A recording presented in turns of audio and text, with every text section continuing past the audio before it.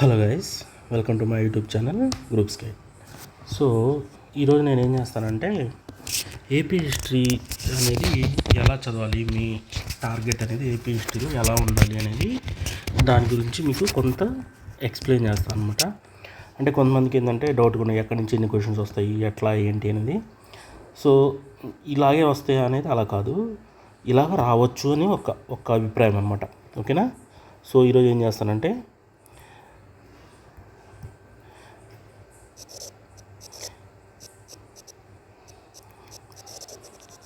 AP హిస్టరీకి సంబంధించి ఎలా చదవాలి, ఏం బుక్స్ చదవాలి, ఏంటి అనేది చెప్తా అనమాట.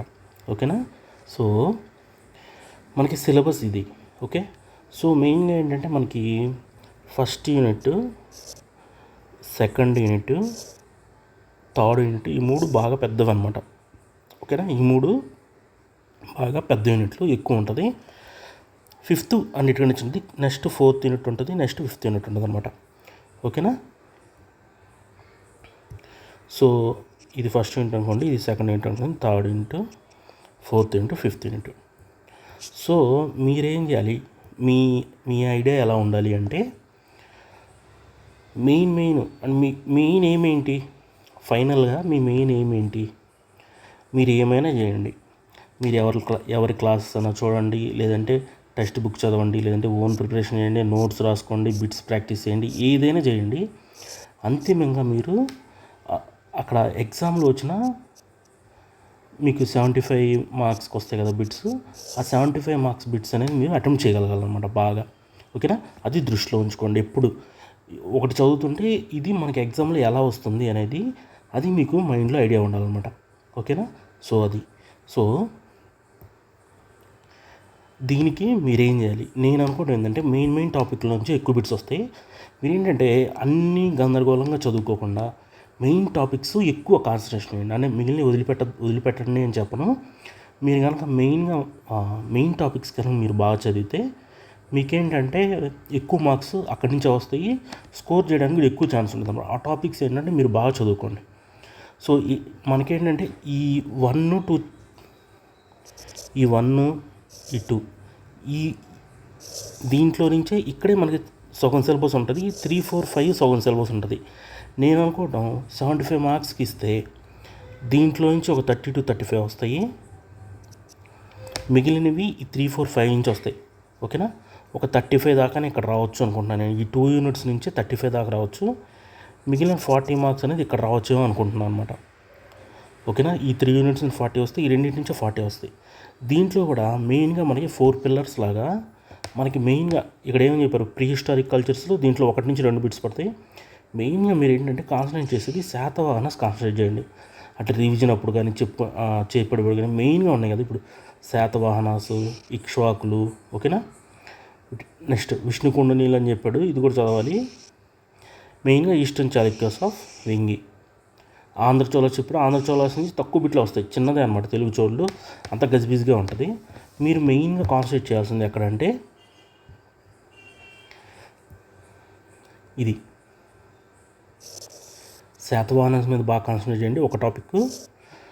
రెండవది ఈస్టర్న్ చాళుక్యాస్ ఆఫ్ వెంగి, తూర్పు చాళుక్యులు అంటాం కదా, దీని మీద కాన్సన్ట్రేట్ చేయండి. ఈ రెండింటి మీద ఈ ఫస్ట్ యూనిట్లో ఈ రెండింటి బాగా 100% నేర్చుకోండి. ఓకేనా. శాతవాహనాస్లో ఏ బిట్ ఇచ్చినా పెట్టేటట్టుగా బాగా డెప్త్గా చదువుకోండి. మిగిలిన టాపిక్స్ కూడా చదువుకోండి, నేను చదవదాంట్లో చదువుకోండి. నెక్స్ట్ ఇక్కడికి వచ్చేసరికి various major and minor dynasties that ruled Andhradesa between 11th and 16th centuries, social religious economic conditions, growth of Telugu language and literature. So 11th century, 16th century అన్నాడు.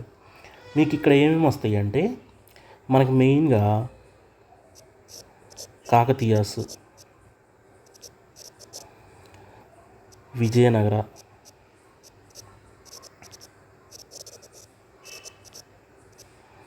నెక్స్ట్ కుతుబ్ షాహీస్. ఓకేనా. ఈ 3 వస్తాయి అన్నమాట. సో ఇందాక 2 శాతవాహనాసు, ఈస్టర్న్ చాళుక్యాస్ ఆఫ్ వెంగి బాగా డెప్త్గా చదవండి. తర్వాత మళ్ళీ మీరు డెప్త్గా చదవాల్సినవి ఏంటి అంటే ఇవి కాకతీయాసు, విజయనగరాసు. మీరేంటంటే కొన్ని టాపిక్స్ మీద ఎక్కువ కాన్సన్ట్రేట్ చేయండి. ఈ అంటే మనకి మిడివల్ ఇండియా అని మనం అనుకుంటే, ఈ మిడివల్ ఇండియాలో మీరు ఈ 4 మీద బాగా కాన్సన్ట్రేట్ చేయాలి నేను అనుకోవటం. ఓకేనా? ఏమేంటి అవి? ఒకటి, శాతవాహనులు, బాగా డెప్త్గా చదవాలన్నమాట. 2, తూర్పు చాళుక్యులు. 3వది వచ్చేసి కాకతీయులు, విజయనగరాసు, నెక్స్ట్ కుతుబ్ షాహీస్.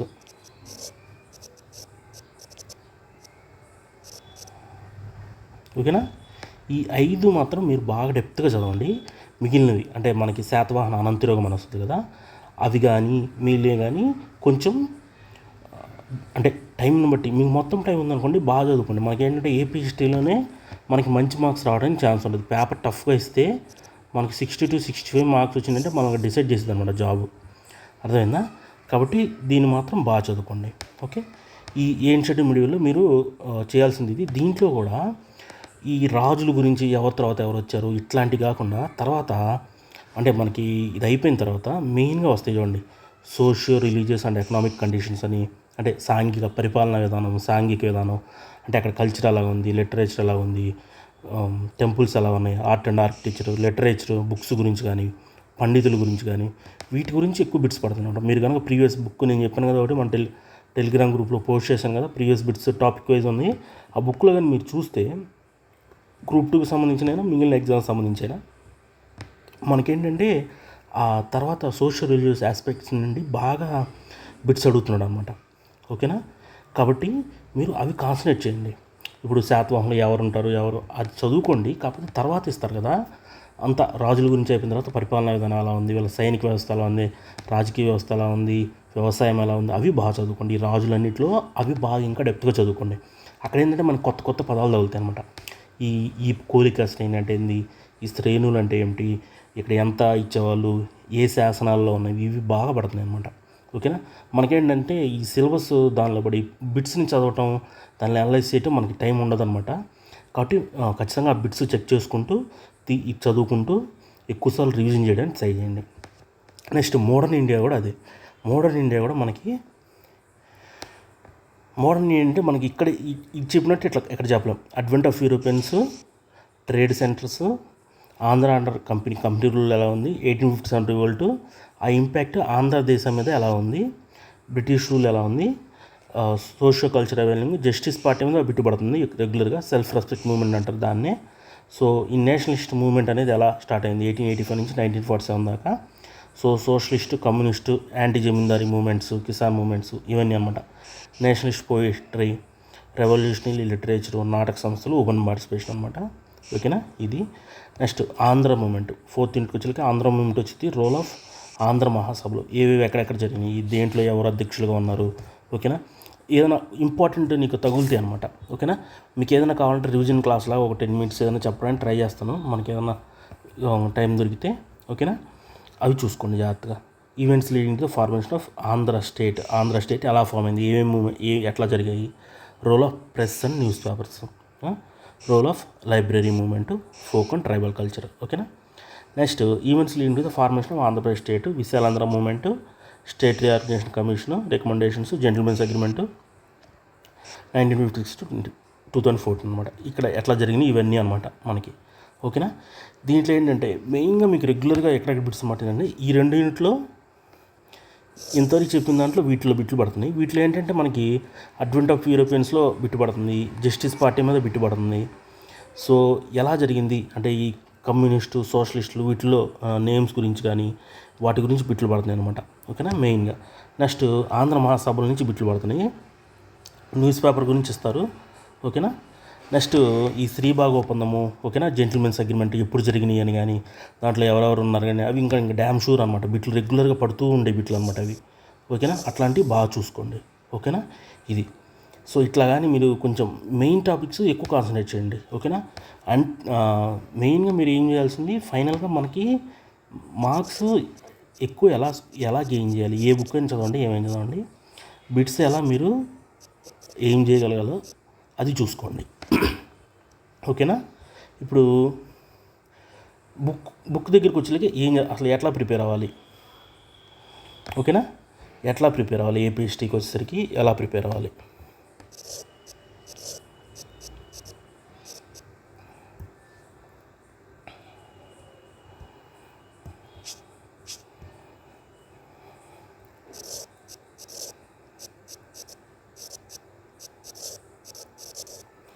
ఏపీఎస్టీకి వచ్చేసరికి ఏమేమి బుక్స్ ప్రిపేర్ అవ్వాలి.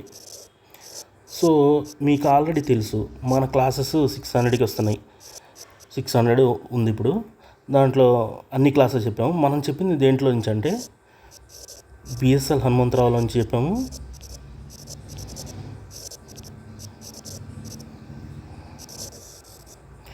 మోడర్న్ ఇండియా వచ్చేసరికి పి రఘునాథరావు అని చెప్పాము. ఓకేనా. సో చాలామంది ఇంగ్లీష్ మీడియం వాళ్ళు కూడా చాలా బాగున్నాయి సార్, అంటే బాగా అర్థమవుతుంది మనకు బిఎస్ఎల్ హనుమంతరావు నుంచి కూడా చెప్పారు. సో నేను సజెస్ట్ చేసిందంటే ఈ బుక్స్ చదవాలి. కాకపోతే ఏంటంటే మనకి ఇప్పుడు టైం అంత లేదు కదా. ఇప్పుడు కొంతమందికి ఇంగ్లీష్ మీడియం ప్రాబ్లంగా ఉండటం కానీ, మనకి టైం తక్కువ ఉండటం కానీ, ఇవన్నిటి ఉండటం వల్ల మీ దగ్గర ఏ బుక్ ఉంటే ఆ బుక్. ఓకేనా.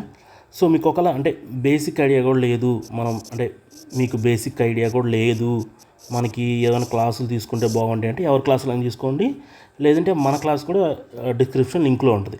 ఓకేనా. ఎవరి క్లాస్ అయినా వినేసి ఒక్క టెక్స్ట్ బుక్ చదువుకోండి చాలు. సో నేనేంటంటే ఇప్పుడు మీకు ఈ బుక్స్ చదవమని నేను రికమెండ్ చేయలేకపోతున్నాను, ఎందుకంటే మనకి టైం తక్కువగా ఉంది కదా. నేనేదో చెప్పానని మిమ్మల్ని అవే చదవమంటే అది కాదు. కాబట్టి ఒకవేళ మీరు ఎవరైనా ఈ క్లాసులు తీసుకుంటే ఇవి చదువుకోండి, దాని నుంచి మీరు ఇంకొక ఐడియా వస్తుంది అనమాట. ఓకే ఇవి ఉన్నాయి దీంట్లో, ఏదంటే మనం ఎలా గుర్తుపెట్టుకోవాలని టెక్నిక్స్ కూడా చెప్పామన్నమాట. మెయిన్గా మనకి ఏంటంటే మీరు ఎన్ని చెప్పినా కానీ, మీరు ఎన్నైనా చెప్పండి, కాన్సెప్ట్ రావాలి, ఐడియా అర్థం కావాలి, ఎన్నేం చెప్పినా కానీ చివరికి నీకేంటంటే ఎవరికైతే బాగా మెమొరీ ఉంటుందో వాళ్ళకి ఎగ్జామ్స్ మార్కులు బాగా వస్తాయి, అంతే కదా. గుర్తుపెట్టుకుంటే చాలు, చదివిందే వస్తుంది, చదివింది వెళ్ళి అక్కడ నువ్వు ఐడెంటిఫై చేయటం ఆన్సర్ ఇదని. ఓకేనా. కాబట్టి దీనికి మెమొరీకి టెక్నిక్స్ నేను చెప్పాను, ప్రతి దాదాపుగా అన్నిట్లో ఎట్లా గుర్తుపెట్టుకోవాలి ఏంటి, ఏదైనా ఫన్నీ ఇన్సిడెంట్లు చెప్పి అలాగా మనం మొత్తం బుక్ మొత్తం చెప్పాము. మీకు ఏదైనా ఫ్రీ క్లాసెస్ చూస్తే మీకు అర్థమైపోద్ది, ఓకే చాలా బాగుంది అన్నట్టుగా అర్థమైపోయింది. ఓకేనా. ఒకసారి చెక్ చేయండి. మీరు ఎవరి క్లాసులు తీసుకోకుండా ఉండి మనకి ఏదైనా క్విక్ రివిజన్ లాగా కావాలంటే మన క్లాసులు చెక్ చేయండి, లేదంటే ఆల్రెడీ ఎవరి క్లాసులు ఉంటే ఓకే, మళ్ళీ నా క్లాసులు తీసుకోవాలని అట్లా చేయొద్దు. ఒక క్లాస్ తీసుకోండి, అవి కంప్లీట్ చేసేసుకొని ఒక బుక్ ఏదైనా సరే, జోగినాడు కానీ, ఇప్పుడు ఏంటంటే జోగినాడు అంత ముందులా కాకుండా బాగా అప్డేట్ చేశాడు అనమాట. అంటే బిఎస్ఎల్లో నుంచి బాగా బిఎస్ఎల్ రఘునాథ్లో నుంచి బాగా అప్డేట్ చేశారు. అంటే వీళ్ళు కూడా ఈ బుక్లో నుంచే చెప్తారనమాట, సింప్లిఫై చేస్తారు. కాకపోతే ఏంటంటే రిపీటెడ్గా కొన్ని అంశాలు ఏంటంటే ఎక్కువ ఉంటాయని మనం ఒక్క నెగిటివ్ అదే కానీ, లేదంటే ఈజీగా ఉంటుంది చదువుకోవడానికి, ఈజీగా ఉంటుంది అనమాట. మీకు ఏంటంటే రివిజన్ కానీ, ఇదేంటంటే మనకి బిఎస్ఎల్ హనుమంతరావు రివిజన్ చేసుకోవడానికి దానికి అంత కంఫర్టబుల్గా ఉండదు అనమాట. నీకు చదువుతుంటే కథలాగా ఉంటుంది కానీ ఎక్కడి నుంచి బిట్ వస్తుందని అర్థం కాదు. ఇదేంటంటే అదే మీకు టైం ఉంటే ఇది చదువుకొని దీని మీద వర్కౌట్ చేస్తే మీకు బాగా మంచి మార్క్స్ వస్తాయి, మిగతా వాళ్ళకంటే ఫెచ్చింగ్ ఉంటుంది.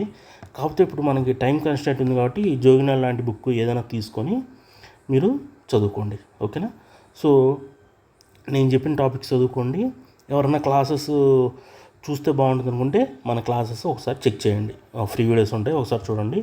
మనం ఏంటంటే పీడిఎఫ్స్ కూడా ఫస్ట్లో పీడిఎఫ్స్ అవి ఇవ్వలేదు. సో మన క్లాస్ నోట్స్ పీడిఎఫ్ వస్తుంది అనమాట, అంటే పీడిఎఫ్స్ మనకి డౌన్లోడ్ అయిపోతాయి అనమాట. సో ఆ డౌన్లోడ్ అయిన పీడిఎఫ్స్ని బేస్గా చేసుకొని మీరు ఒక బుక్ చదువుకొని, సో ఈ పాయింట్స్ అని ఈ బుక్లో వస్తున్నాయి, ఏదైనా ఎక్స్ట్రా పాయింట్ ఉంటే నోట్ చేసుకోవడం కానీ పక్కన ఒక నోట్స్లో అట్లా ఒక దాన్ని బేస్గా చేసుకొని చదువుకుంటే మీకు మంచి మార్క్స్ వస్తాయని చెప్పి నాకు అనిపిస్తుంది అనమాట. ఓకేనా. సో ఇది చేసేటప్పుడు మీరు గుర్తుపెట్టుకోవాల్సింది ఏంటంటే మెమరైజ్ చేయండి ఎక్కువ, ఎందుకంటే ఇంకా దాన్ని మించింది ఏం లేదు. కాకపోతే ఒక వేలో మెమరైజ్ చేయండి, ఒక కథలా గుర్తుపెట్టుకోవడం కానీ, ఆల్రెడీ తెలిసిన దానికి మీరు కనెక్ట్ చేసుకోవడం కానీ, లేదంటే ఎవరి క్లాసులు ఉన్నప్పుడు ఏంటంటే మనకు చూస్తూ ఉంటాం కాబట్టి బాగా మనకి మెమరైజ్ చేయడానికి ఈజీగా ఉంటుంది అనమాట. ఓకేనా. సో అట్లాగా మెమరైజ్ చేయండి. క్లాసులో ఇంట్రెస్ట్ ఉంటే తీసుకోండి, లేదంటే మీరు ఆ బుక్ చదువుకొని అర్థం చేసుకోండి. సో ఇనిషియల్గా మీకు ఏంటంటే ఏమైనా ఎగ్జామ్స్ రాసేటప్పుడు బిట్స్ చేసేటప్పుడు ఇనిషియల్గా బిట్స్ అంత ఎక్కువ కరెక్ట్ అవ్వవు అనమాట. ఓకేనా. అది స్లోగా మీరు ఏంటంటే first revision, second revision, third revision, fourth రివిజన్కి వెళ్ళేసరికి మీకు ఏంటంటే ఇయర్స్, ఓకేనా, ఏమైనా నేమ్స్ ఉంటాయి కదా, ఇవేంటంటే ఫెమిలియర్ అవుతారనమాట. ఓకేనా. ఫెమిలియరియస్ అయ్యి అవి కరెక్ట్ అవుతూ ఉంటాయి. ఓకేనా. సో ఇంకొకటి నేను చెప్పేది ఏంటంటే ఇవన్నీ చదువుతూ ఉన్నప్పుడు మీరు ప్రీవియస్ బిట్స్ని మాత్రం ఒకసారి గమనిస్తూ ఉన్నాను అనమాట.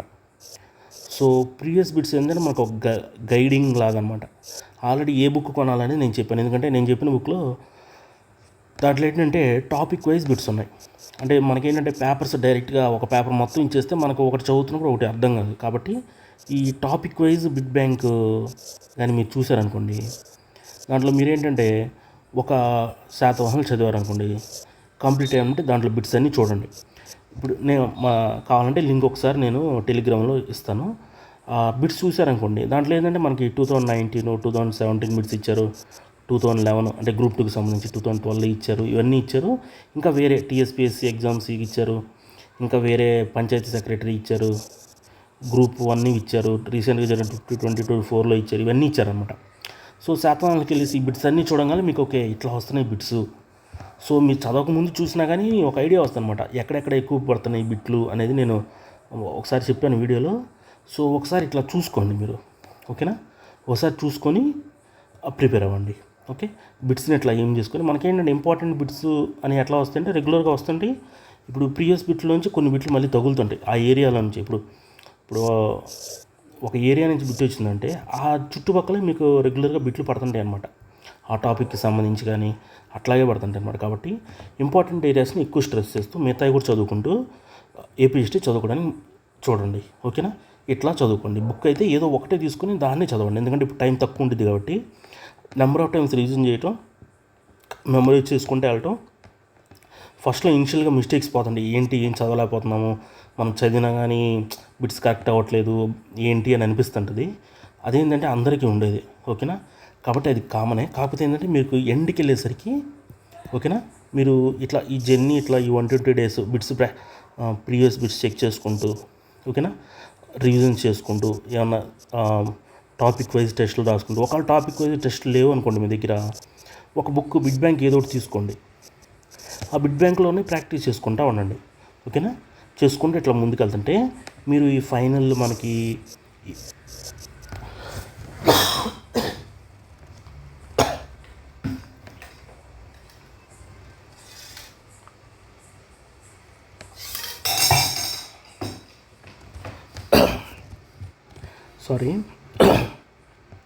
చిన్నగా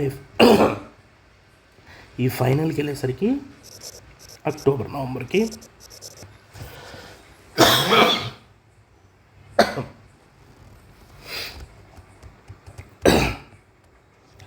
మీకు బిట్స్ స్లోగా కరెక్ట్ అవుతాయి అన్నమాట. ఓకేనా? జనరల్గా మీకు ఏంటంటే ఎగ్జామ్లో మోడరేటు, ఈజీ, మోడరేటు, డిఫికల్టీ ఇస్తారు కదా. ఈజీ అని కరెక్ట్ కావాలి, మోడరేట్ కూడా 90% కరెక్ట్ అవ్వాలి, డిఫికల్టీ కూడా 20-30% కరెక్ట్ అవ్వాలి. మీకేంటంటే మీరు అనుకుంటారు మనం అక్కడ వచ్చినవి అన్నీ చేయగలగాలి, లేదంటే అన్నీ చేయాలేమో అనుకుంటారు. అన్నీ చేయవసరంలా. మీరు చూసుకోండి ప్రీవియస్ ఎప్పుడైనా కానీ ఎగ్జామ్స్ కానీ ఏమైనా 300 అంతకుముందు 450కి జరిగాయి కదా. సో 2016లో అప్పుడు 450కి జరిగాయి కదా. 450కి ఉన్నప్పుడు 300 దాటితే జాబ్ వచ్చేది. 310 320 అయితే కన్ఫామ్ అనమాట జాబ్. ఓకేనా? ఇప్పుడు కూడా మనకేంటంటే 2 పేపర్స్ కదా, 150 300 కదా. మీరు కనుక పేపర్ మోడరేట్గా వస్తే 210+ ఉంటే 210 దగ్గర ఉంటే జాబ్ కంపల్సరీగా వస్తాయి. అది మోడరేట్గా ఉంటే పేపర్. అది పేపర్ ఈజీగా ఉంటే ఇంకా ఎక్కువ మార్కులు వస్తాయి. పేపర్ డిఫికల్ట్గా ఉంటే అంటే నీకు నెంబర్స్ కానీ లేదంటే ఎక్కువ ఫ్యాక్ట్స్ కానీ 1 2 3 అట్లా ఇస్తే ఇంకా తగ్గిపోద్ది అనమాట. ఓకేనా? దాన్ని బట్టి మీరు జాగ్రత్తగా ప్రిపేర్ అవ్వండి. మీకు ఇంకేమైనా డౌట్స్ ఉంటే అవి కామెంట్స్లో పెడతానండి. ఏదన్నా అంటే ఇది ఎక్కువ మందికి డౌట్స్ వస్తుంది, లేదా ఇంకేదైనా రివిజన్ లాంటి క్లాసులు చెప్దాము అంటే మీరు చెప్తుంటే నేను దాన్ని అర్థం చేసుకొని దాని గురించి ఏమన్నా చెప్తుంటాను అనమాట. ఓకేనా? సో ఇది మీకు ఒక ఐడియా వచ్చిందనుకుంటే ఎలా ఏపీ హిస్టరీ అనేది ఎలా ట్యాకిల్ చేయాలో ఒకసారి మన కోర్సు కూడా ఉంది, ఇంట్రెస్ట్ ఉన్న చూడొచ్చు. ఓకేనా? సో ఇది ఈరోజు class. Thanks for watching. Have a nice day.